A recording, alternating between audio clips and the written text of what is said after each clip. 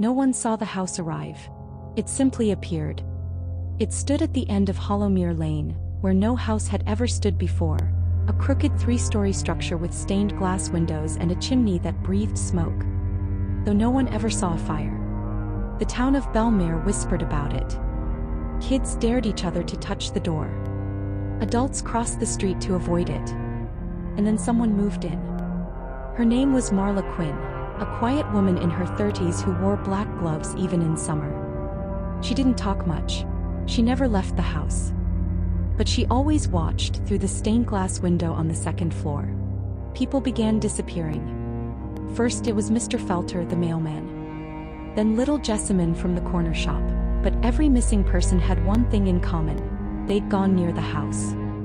And still Marla watched. Elias Crane, a 28-year-old freelance journalist with a knack for chasing strange stories, heard the rumors and came to Belmere. He knocked on the house's door. It opened before his knuckles hit the wood. Marla stood inside. "You've come to see the house," she said. "But it's already seen you." He laughed nervously. Mind if I look around? She stepped aside. "You won't like what you find." The inside was wrong. Paintings whispered names he didn't know. Mirrors showed things behind him that weren't there. And then the house spoke.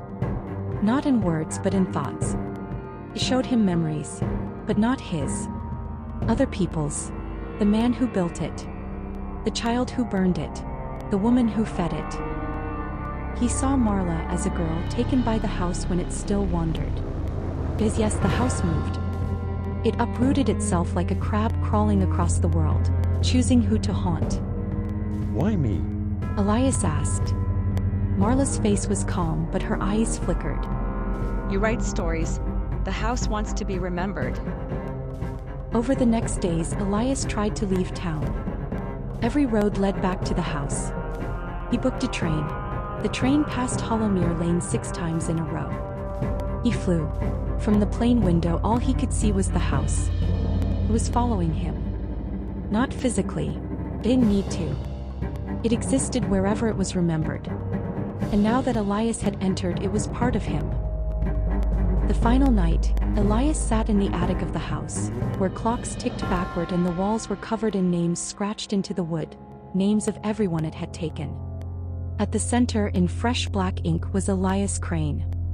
"You can fight it," Marla whispered behind him. "Or feed it." He turned. What happens if I feed it? "You forget," she said. "and it remembers you." He understood. He opened his notebook, began to write. Not his own story, but the house's. Its birth, its movement, its hunger. The more he wrote, the more his hands trembled, the more his own name faded from his thoughts. Until he forgot who he was. And the house was satisfied. Weeks later, a new family moved to Belmere. At the end of Hollowmere Lane stood a house no one had noticed before. A boy pointed at the window. "Who's that man watching us?" he asked. His mother looked. But the window was empty. Only a notebook sat on the ledge, open to the first page. This is the story of a house that remembers everyone, but lets no one remember themselves.